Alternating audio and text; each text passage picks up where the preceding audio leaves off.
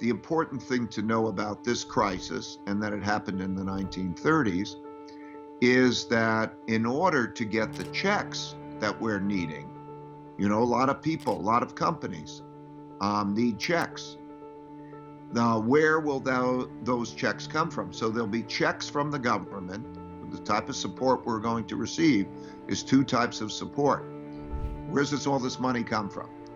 So the government, when they say, I'm going to pay more for unemployment insurance, or I'm going to give you a loan for a small business, or so on, where do they get the money from?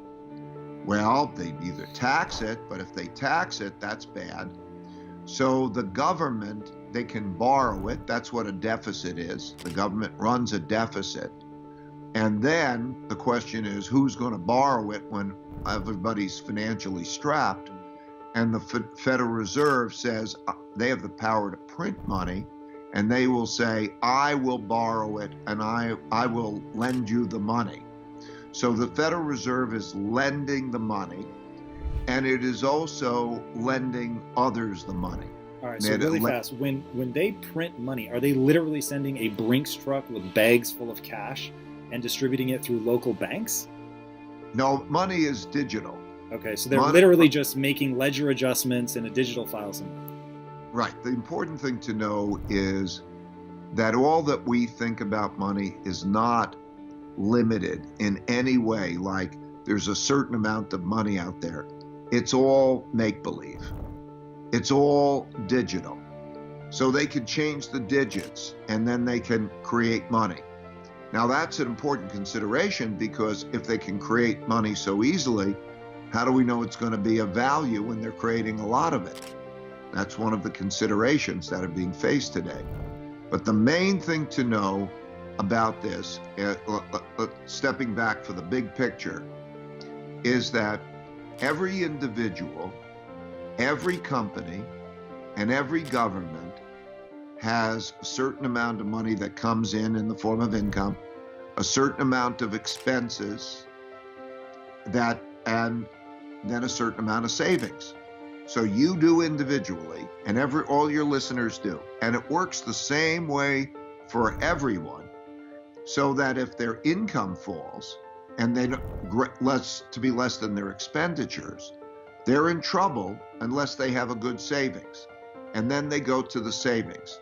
So all around the world, there are lots of entities that are in trouble in that way. So the government, the two parts of the government, the US government, two parts, want to give checks to people. Now, it's difficult to decide who gets it, who doesn't get it. But if they don't give checks to people or to companies, those will go bankrupt because they may not have enough savings. So you saw J. Crew went bankrupt.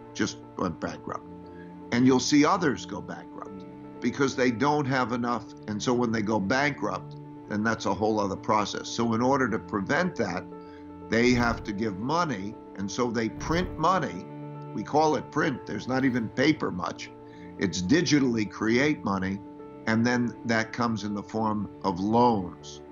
Okay, so basically they're digitally creating money, which they're allocating to the government, and then the government is deciding how to disperse those funds? Yeah, the Federal Reserve will buy government bonds, so it's a transaction of buying it, and they will also buy private bonds. Okay. They might pick a company, many companies, and they'll say, I will buy your bonds, which is the equivalent, I will lend to you. And that's what happens. Okay. And that's happened through history. So what we're going through is the same process as happened in the 1930 to 1945 period. So as I was saying, there are three important things. That is one. The second is large wealth gap. Third is that we have a rising power in the form of China emerging to compete or challenge the United States leadership. So when you have these three things together, it's a challenging mix, and it's happened repeatedly. Less effective monetary and credit system makes it, they have to print a lot of money, can threaten the value of money. Second, when you have a large wealth gap and you have an economic downturn, people are more inclined to have conflict. So how that's dealt with, we're going to reconsider how that wealth will be divided. And that'll change taxes and relationships. And then the third is we're no longer in a world order where the United States is the only dominant power. These three things existed, and the most important things existed. And then we had the downturn in terms of the virus. So you could think of the virus like being a tsunami that came, and if it went, and if we had no more of it, it still would have left a lot of economic damage. So in all different ways. So the economic damage has to be understood and dealt with. Yeah, so the understood and dealt with is exactly why I wanted to talk to you. So I think that people that are familiar with finance, financial institutions, and how the economy works and all that, they'll find their way through this. But for the average person who doesn't understand a lot of this, like when you look at this historical perspective, I find a certain level of comfort in that because of the notion of another one of these, right? So we've seen this before, maybe we haven't in our lifetime, but historically people have. So what can the average person take away from that? They don't have bonds. They don't think like that. They may not even understand what their 401k is, or they may not even have a 401k. So how do they navigate this? Is it just head down, do your best to weather the storm, or is there actually something that they can learn from the historical perspective and move on now to make this easier for them? Yeah, it's the same for every individual, same for every company, same. And if you understand this, then you understand there are three things. The first is look at your income, your expenses, and your savings. And then do a stress test so that you get yourself secure. If you were to lose your income, or if the income were to fall beyond a certain level, and you play that out, maybe that means you go get unemployment insurance or whatever.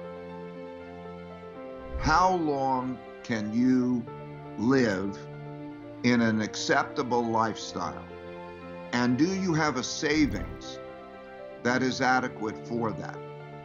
Okay, so what you do is you calculate, if I lived in a simpler lifestyle and I had this amount of earnings, how many months